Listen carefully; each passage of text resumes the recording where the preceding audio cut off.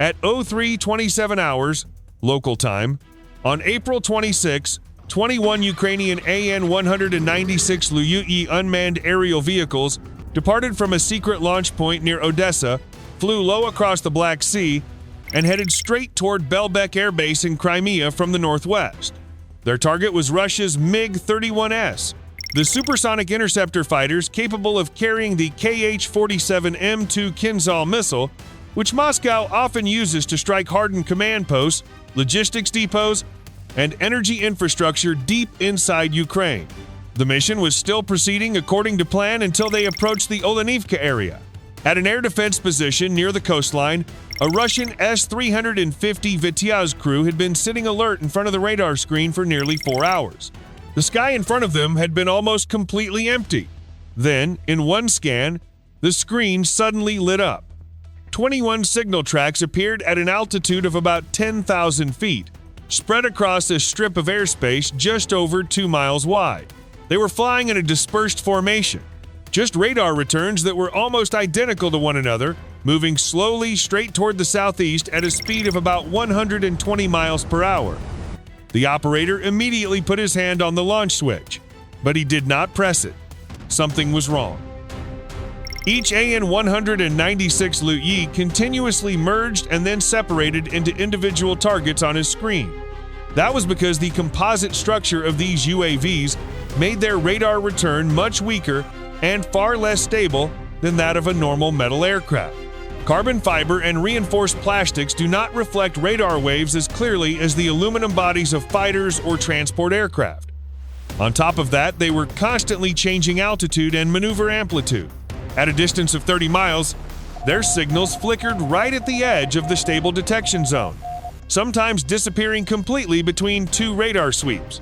But then the 5 leading Liutyis began descending to about 7,500 feet and slightly increasing speed, as if they were about to dive towards some target ahead. On the radar screen, that change immediately pulled the attention of the crew. When altitude and speed changed, their radar returns became more pronounced, making it easier for the operator to believe that this was the main attack thrust preparing to enter its final phase. That was exactly the moment the Ukrainians needed. While the S-350 crew focused on the 5 signal traces descending and accelerating, the remaining 16 Liutyis quietly slipped out of rhythm behind them. They slowly dropped to a lower flight path, maintained electronic silence, emitted no signals, made no sharp maneuvers, and continued heading straight for Belbek like small shadows sliding beneath the radar's center of attention.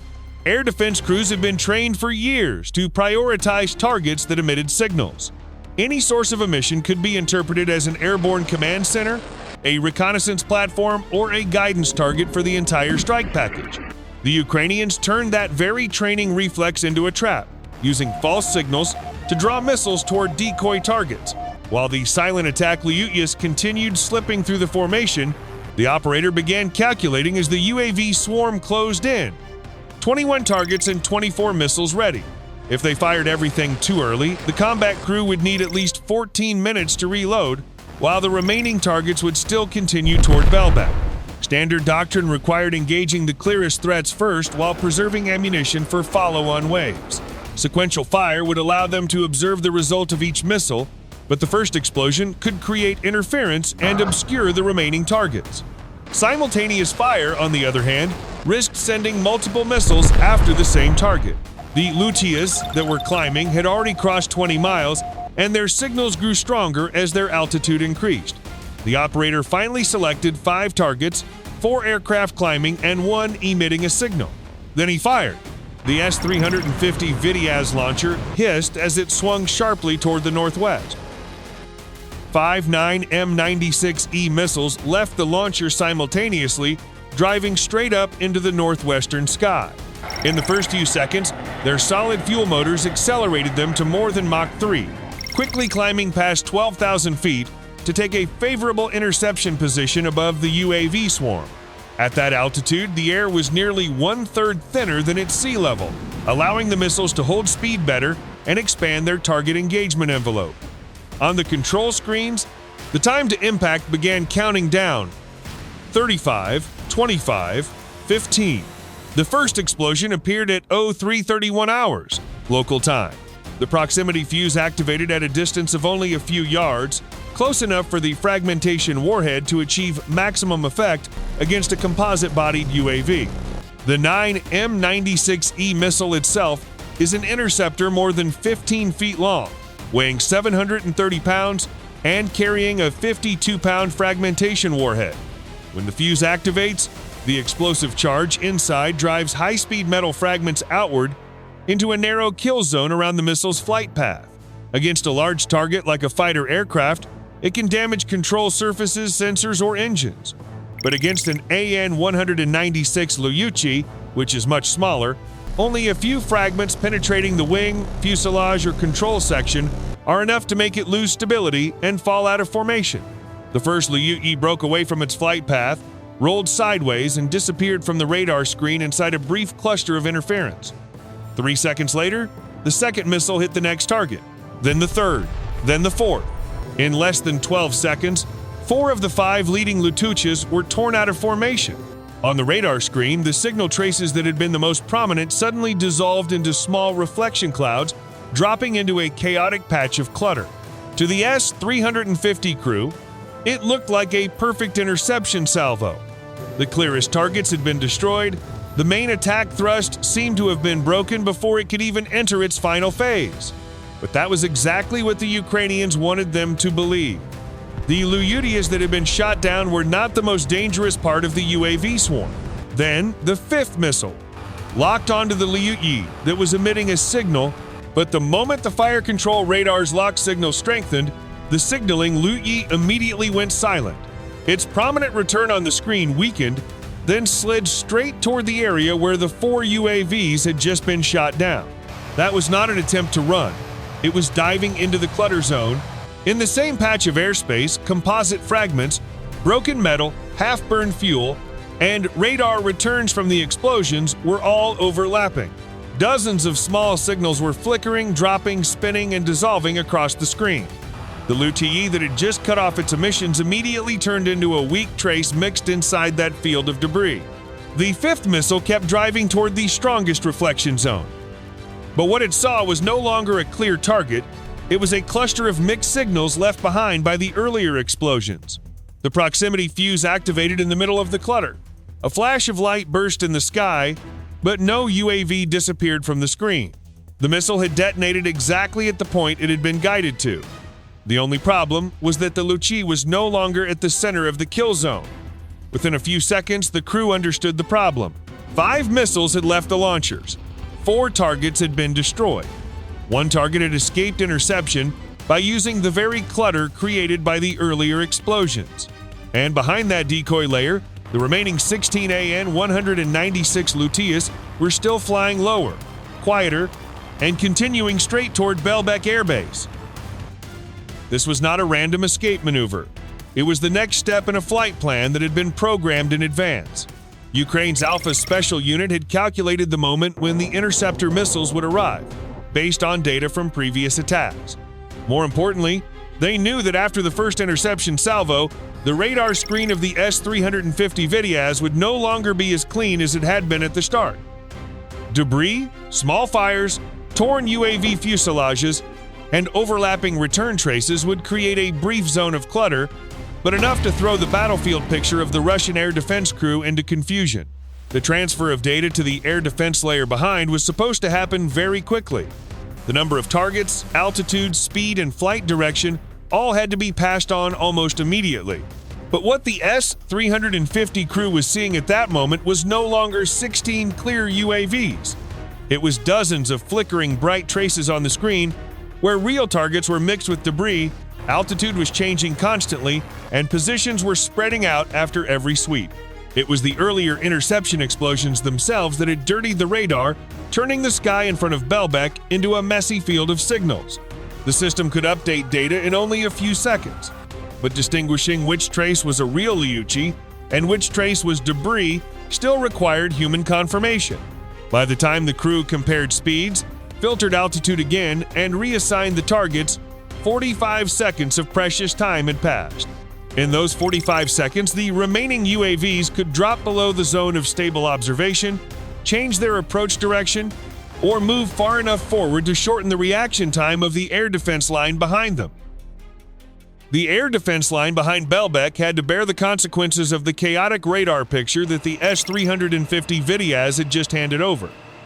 In theory, target handoff between defensive layers is supposed to be seamless.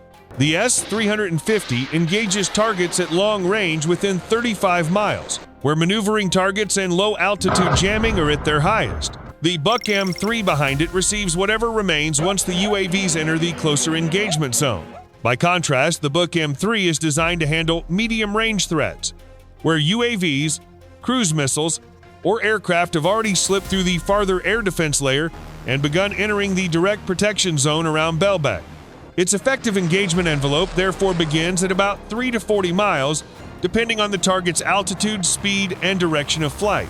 But in actual combat, those boundaries are never as clean as they look on a map. When the data reached the M3 battery protecting Belbek, what they received was not a clear UAV formation. It was a set of signal traces distorted by the previous interception. The M3 crew had only 15 seconds to decide which track was still alive, which one was only a falling UAV wreck, and which one was a decoy. The M3 battery positioned at Sevastopol port had been watching everything. 11 Liutyi had been destroyed. 10 had broken through 2 modern defensive layers to get this far, continuously changing altitude and spread across 3 miles over the sea surface. The Russians were not amateurs, and they made their decision quickly. The 9 S-36 fire control radar immediately focused on the most stable remaining targets. The 9 A317M launcher turned toward the northwest. 8 9M317M missiles were allocated to the first interception salvo. The goal was to cut down the Liutyi swarm before it dropped lower and entered the final approach zone to Belbek. The first 4 missiles left the launcher almost back-to-back. They climbed, acquired their targets, and detonated at a distance of 18 feet. 4 Liutyi were ripped out of formation in brief halos of light in the sky. On the radar screen, the signal traces disappeared almost at the same moment. To the M3 crew, this was a precise response. Fast, cold, and strong enough to break the incoming UAV wave. But the operator of the jamming Liutyi that had just escaped the S-350's 5th missile realized what was happening. The M3 radar was tracking the unmanned aircraft accurately without any real difficulty, and its missiles were intercepting with high speed and perfect precision. The UAV suddenly accelerated, climbed higher, and reactivated its electronic jamming mode. From a weak trace mixed among debris, it turned into a prominent target on the screen. Not to survive longer, but to pull the radar's attention and distort the firing picture during 30 critical seconds. The remaining 4 M3 missiles continued driving in. 2 still held lock and struck 2 more Liutyis, but the other 2 began to lose accuracy as the signal zone was stretched out and the reflected clutter overlapped. The seeker drove toward the point where the computer predicted the target should be, but the UAV had already drifted away from that position. Both missiles passed through empty sky and detonated too far away to cause damage. The M3 crew immediately understood that the high-flying UAV was the real problem. They concentrated the radar on it, locked the target more carefully, filtered out the weak surrounding returns, and waited for a signal clean enough to guarantee a sure shot. This time, they did not fire too quickly. One missile was guided in more precisely, approached from a more favorable angle, and then detonated right beside the fuselage of the jamming Liutyi. The target burst apart. Its signal trace disappeared from the screen. But to do that, they had lost another 30 seconds. And in those 30 seconds, the remaining 10 AN-196 Liutyis carrying 220-pound warheads had passed through the most dangerous part of the engagement zone. All of them were now flying below 500 feet, and more dangerously still, they were now only 15 miles from Belbek Air Base. The emergency warning signal was immediately transmitted back to Belbek. A few seconds later, a short order came across the internal air defense network. Pantsir S-1, stand by to engage. But getting past the S-350 and M3 had only been the beginning. Now came the most dangerous part. The Pantsir crew had been watching the entire battle from behind for nearly 9 minutes. They saw each signal trace wiped from the screen after the explosions, Then watch the remaining targets continue dropping lower and driving toward Belbek. The 1RS-11E search radar swept the coastal strip in front of the base, trying to separate real UAVs from ground clutter, debris, seabirds, helicopters, and the residual returns left over from the earlier interceptions. The sky was no longer clean, but only 10 important targets remained. The AN-196 Liutyi had survived the first 2 air defense layers.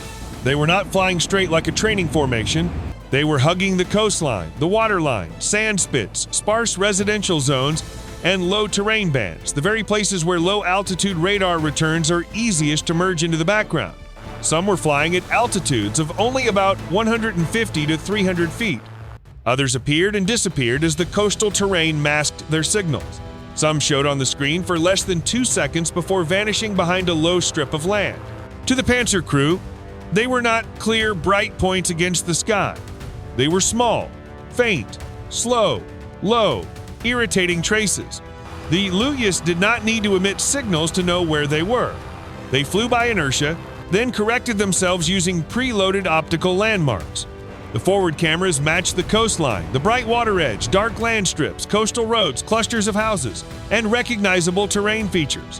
When a matching pattern was found, the system updated its position automatically, with an error of only about 30 to 60 feet. No GPS, no radio communication, no extra emissions for the Pantsir to lock onto easily.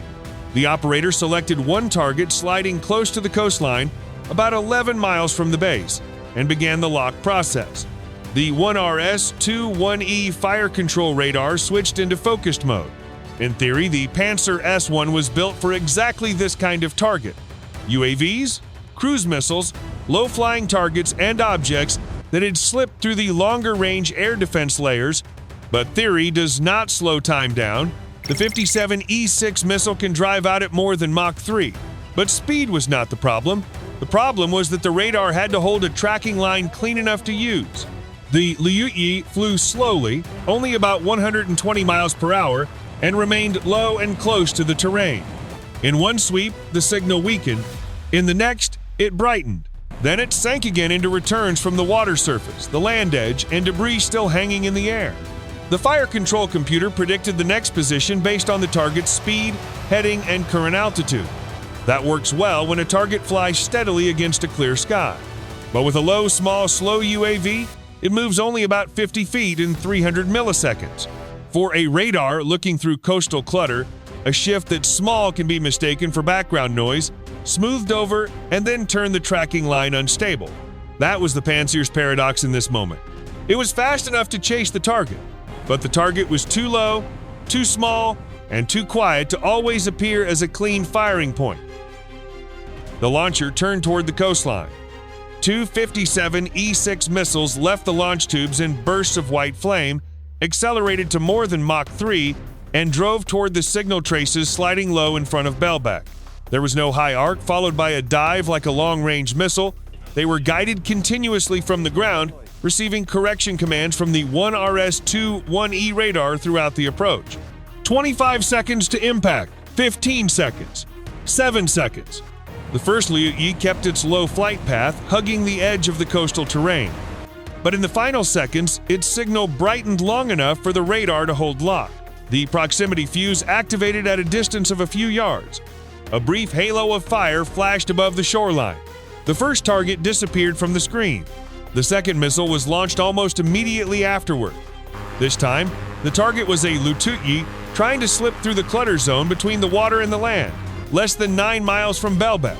The radar lost it for one sweep, then reacquired it on the next. The missile had to make 2 sharp course corrections, wasting additional energy, but the distance was still close enough. The second explosion ripped the UAV out of its flight path. Another signal trace went dark. 2 missiles, 2 targets destroyed. The Pantsir had done its job, but the problem was that 8 still remained.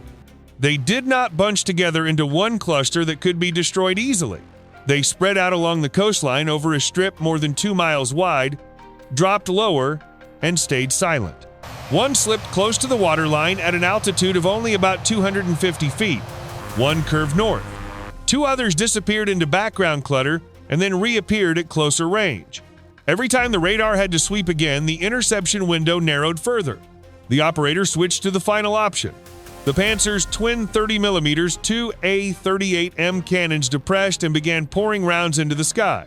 Their combined rate of fire could reach up to 5,000 rounds per minute.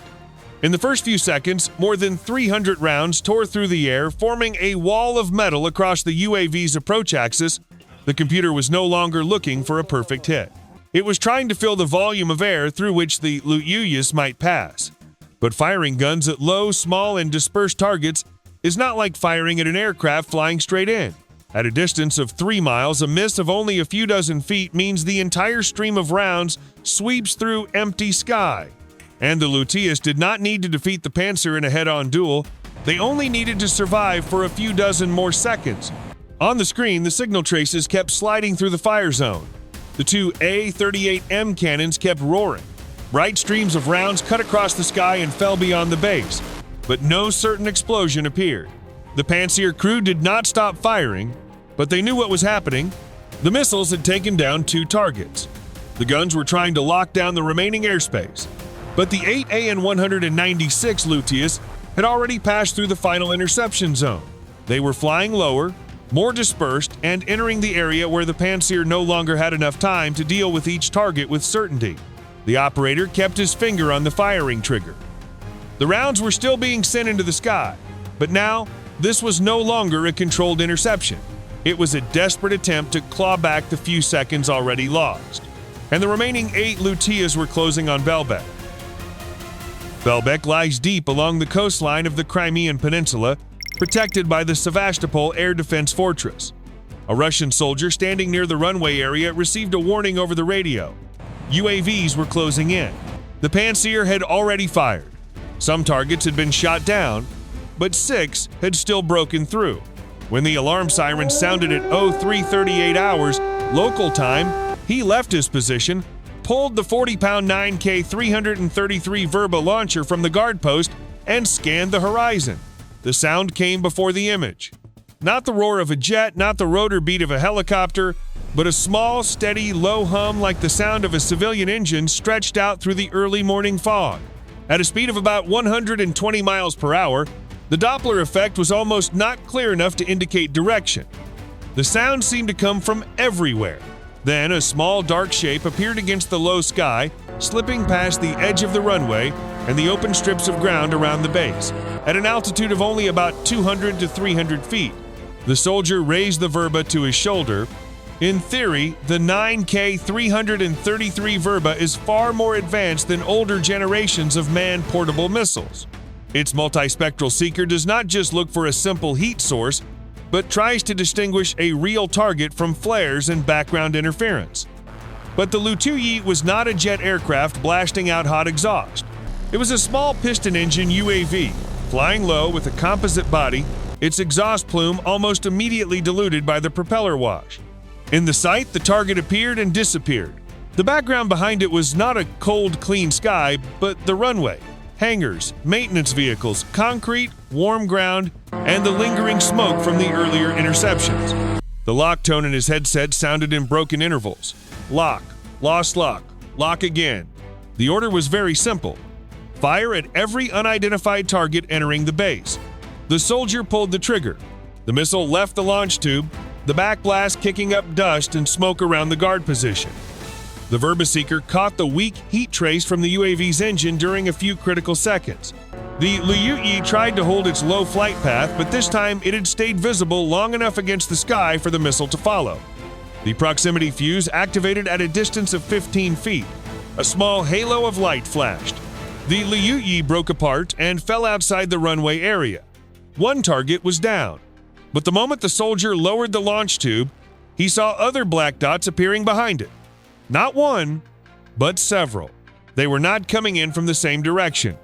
One was sliding low from the coastline, another was curving around the northern edge of the base. 2 more spread wider apart, forcing every defensive team to turn and search for its own target. With a shoulder-fired missile, the soldier could choose only one direction, one target, one moment. The others kept coming. And by now, Ukraine knew exactly what it was looking for. Throughout the previous 2 months, Ukrainian reconnaissance teams had monitored Belbek using commercial satellites, electronic signals, distant imagery, and recurring activity patterns around the base. They knew which area normally held interceptor aircraft. They knew the positions of the shelters, taxiways, maintenance aprons, and runway exits. They knew which MiG-31s were kept on alert, waiting for takeoff orders with Kh-47M2 Kinzhal missiles. When the lead Liutyi entered the final observation range, its optical system activated. The camera scanned across the hangars and aircraft parking areas. The real image was matched against the preloaded data. One shelter at the edge of the base, one secondary taxiway, one cluster of ground service vehicles, then the target appeared. The autopilot system locked onto the image pattern, recalculated the approach angle, and adjusted course. No need for an external control signal, no need for the operator to say anything more. The Liutyi lowered its nose, held its low flight path for another 6 seconds, and then began diving into the target. The soldier with the empty Verba launcher could only watch. He had shot down one, but the others had already passed the point where a single soldier could change the outcome. The alarm siren was still wailing. Anti-aircraft guns were still firing in the distance. The radio was still full of broken calls, but in the low sky ahead of Belbek, the remaining 5 Liutyis had already entered the final phase. When the remaining 5 Liutyis were about to begin their dive, the Russians tried the only thing they still could: activate the Krasuka 4 inches the Belbek area. The objective was very simple: jam the signals, force the UAVs to lose navigation, and make them dive blindly into the runway or open ground instead of striking the aircraft area. But it was already too late. In the terminal phase, when they were only 2 miles from the target, the AN-196 Liutyis no longer needed satellite signals or external control. Their forward cameras scanned the ground, comparing the real image with the preloaded data: taxiways, hangar edges, concrete strips, clusters of maintenance vehicles, and the fortified positions around the airfield. Krasuka 4 could jam signals, but it could not change the shape of Belbek. The 2 leading Liutyis recognized the target at a distance of less than 1 mile, one shelter on the edge of the alert area, one secondary taxiway, one cluster of ground vehicles, and inside that area, a MiG-31 standing ready for takeoff. The dive began at 03:39 hours local time. The UAV lowered its nose, accelerated under gravity, and plunged down at a steep 60-degree angle. In 5 seconds, its speed increased from about 120 miles per hour to nearly 160 miles per hour. Its warhead was not sophisticated, but it was destructive enough. 165 pounds of explosive, a metal fragmentation casing, and an impact fuse. Against a parked MiG-31, it did not need deep penetration. It only had to destroy the fuselage, wing, air intake, fuel system, or electronics to turn the aircraft into a mass of metal that could no longer take off. The impact came right beside the shelter area. A flash of light burst out. The shockwave slammed into the surrounding structure. Metal fragments punched through the aircraft skin, tore apart control surfaces, and shattered vulnerable components. The fuel did not explode like it does in movies. It ignited violently, spread beneath the belly of the aircraft, and ran across the concrete. Within seconds, the MiG-31 was swallowed by black smoke and orange fire. The second Liutyi made a wider turn to the north, about 0.5 miles from the first one. Its camera locked onto another shelter where a second MiG-31 was positioned near the alert area. The same calculation. Correct course, stay low. Lock the image pattern. Dive. The second impact came less than 50 seconds later. Another column of black smoke rose above Belbek. The damage was not just 2 aircraft being struck. It was 2 long-range interceptor platforms capable of carrying the Kinzhal being taken out of action, 2 alert rotations being broken, and part of Russia's long-range strike capability in Crimea being disrupted. A MiG-31 is not a target that can be replaced quickly. It requires a pilot, technicians, spare parts, maintenance facilities, ground equipment, and many days, even many weeks, to return a heavily damaged airframe to operational condition. What do you think was the decisive factor behind the success of this strike? The Liutyi's low-altitude flight capability, the overload of Russian radar, or the prior target reconnaissance? Leave your opinion below. If you want to watch more battlefield analysis in the style of a military documentary, do not forget to subscribe to the channel and turn on notifications. Goodbye!